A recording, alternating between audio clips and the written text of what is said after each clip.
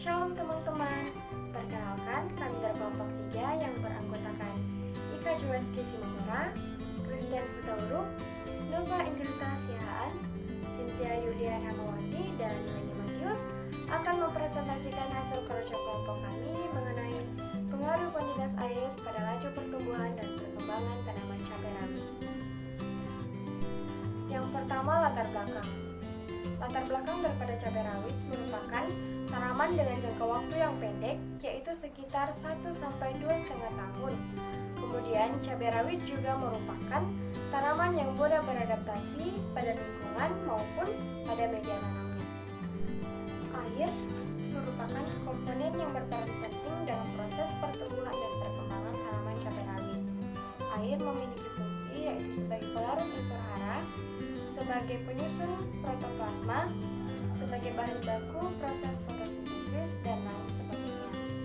Kemudian selain fungsi terdapat dampak, yaitu di mana ketika tanaman kekurangan air, maka akan berakibat pada proses metabolisme tanaman yang akhirnya berpengaruh pada laju pertumbuhan dan perkembangan tanaman.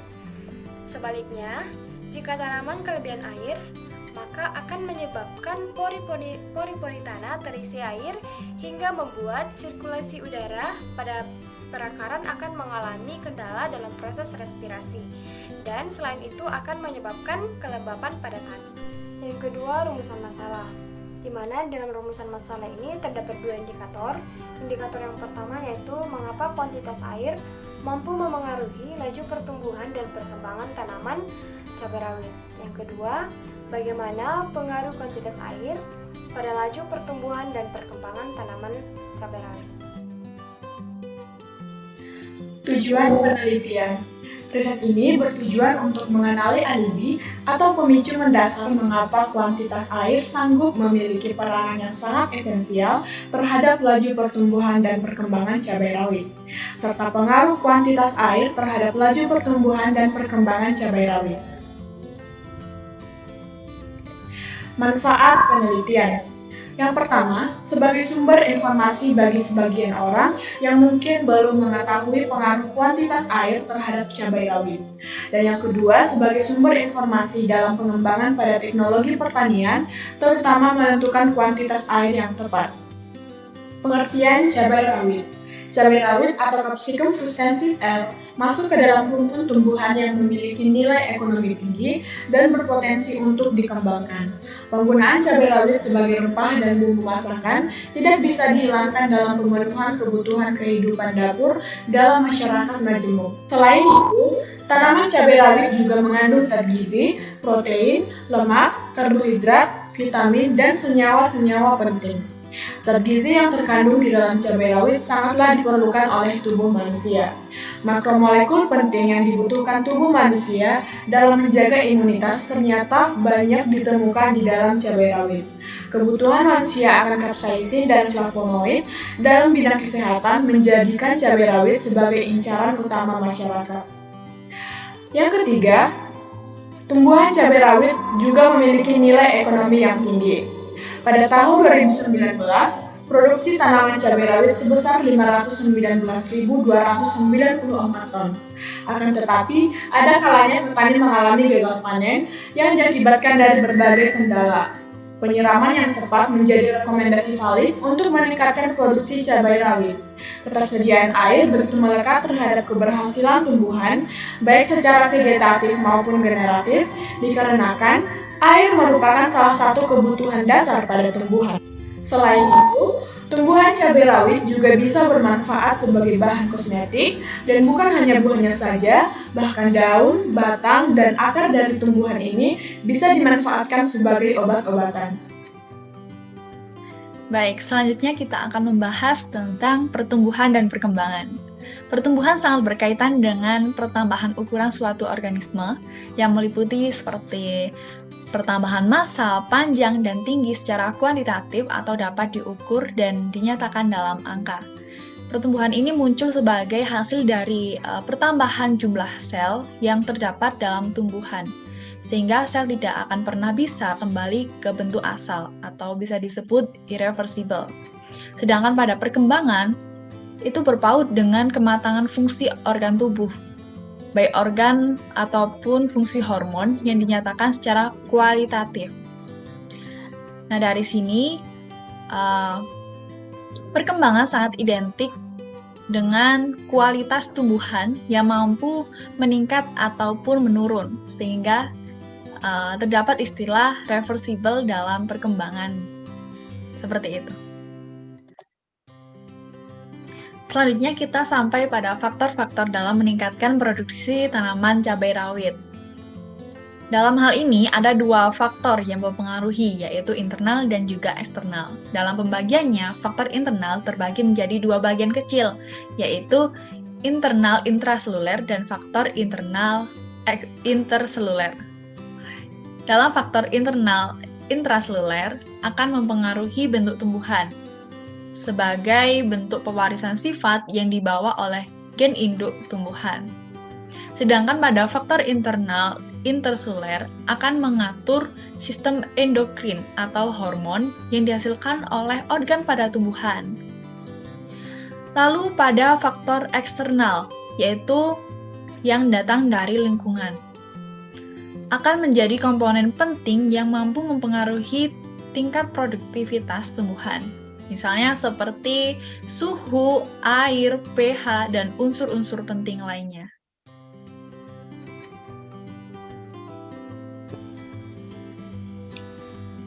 Baik, kita akan membahas mengenai peranan air bagi tanaman cabai rawit.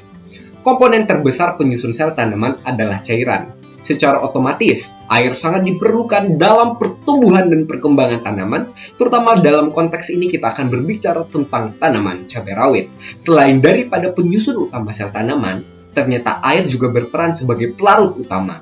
Tidak hanya bagi tanaman cabai rawit, tetapi untuk seluruh makhluk hidup, hakikatnya air berfungsi sebagai pelarut utama.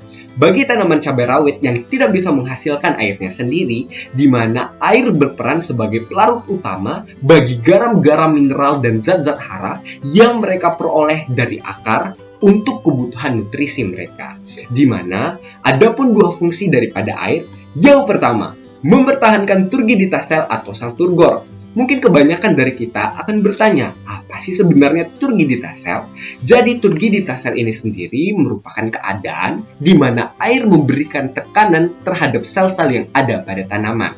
Sehingga turgiditas sel dan air akan bekerja berbanding lurus terhadap sistem kerjanya. Dan oleh sebab itu, di saat turgiditas sel bertambah, secara otomatis kuantitas air juga bertambah. Dan sebaliknya, turgiditas sel akan menurun di saat kuantitas penyiraman juga ikut menurun.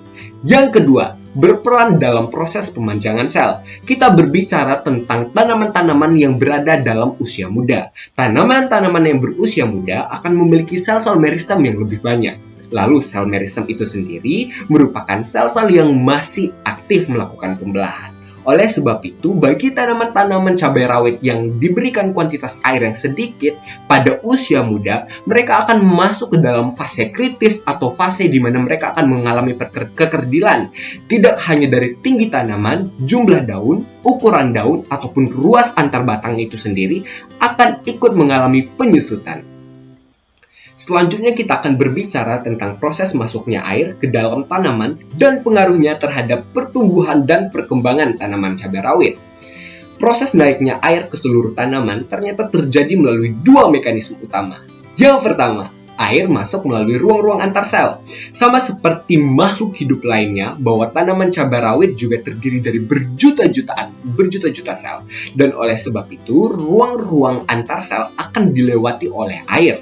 Yang kedua, air masuk ke dalam sel epidermis akar. Ternyata akar juga memiliki pelindung di dalamnya dan air akan menembus epidermis itu dan kemudian akan bergerak dari satu sel ke sel lainnya dan air akan tersalurkan seluruh bagian tanaman.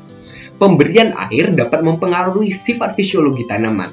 Terdapat empat sifat fisiologi tanaman. Yang pertama, tinggi tanaman. yang kedua jumlah cabang, yang ketiga jumlah buah, dan yang keempat bobot buah per tanaman dan bobot buah per buah.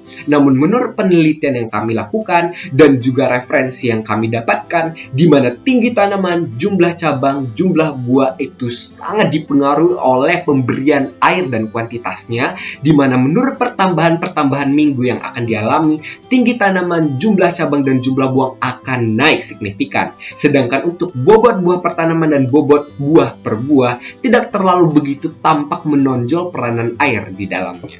Begitu.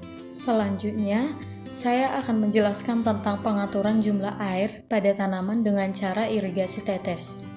Irigasi diartikan sebagai penambahan air pada tanah dengan tujuan menjaga kelembapan tanah dan membantu proses pertumbuhan pada tanaman. Namun, irigasi ini biasanya ditujukan pada daerah yang di mana air yang secara alami itu tidak dapat memenuhi kebutuhan tanaman akan air.